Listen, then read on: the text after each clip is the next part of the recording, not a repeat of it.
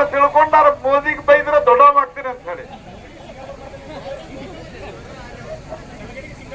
ಆಕಾಶಕ್ಕೆ ಉಗುಳಿದ್ರೆ ತಿರುಗಿ ಅವ್ರಿಗೆ ಸಿಡಿತೈತೆ ಅಂತ ಗೊತ್ತಿಲ್ಲ. ಮೋದಿ ಅಂದ್ರೆ ಆಕಾಶ ಇದ್ದಂಗ.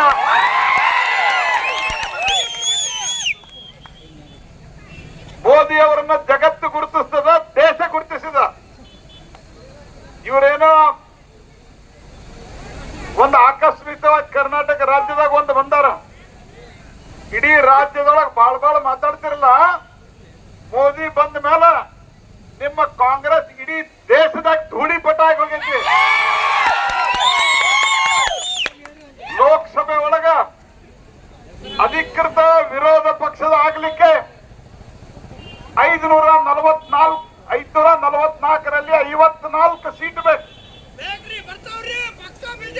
ಈ ತಡಿಯೋ 2014ರಾಗ 44 ಸೀಟ್ ಬಂದು 2019ರಾಗ 52 ಸೀಟ್ ಬಂದು 54 ಸೀಟ್ ಬಂದು ವಿರೋಧ ಪಕ್ಷದ ನಾಯಕರು ಆಗಲಾರದಂತ ಪರಿಸ್ಥಿತಿಯಲ್ಲಿ ಇವತ್ತು ರಾಹುಲ್ ಗಾಂಧಿ ನೇತೃತ್ವದಲ್ಲಿ ಕಾಂಗ್ರೆಸ್. ಈ ರಾಹುಲ್ ಗಾಂಧಿ ಯಾವ ರೀತಿ ಮಾತನಾಡ್ತಾರೆ ಅಂತಂದ್ರ,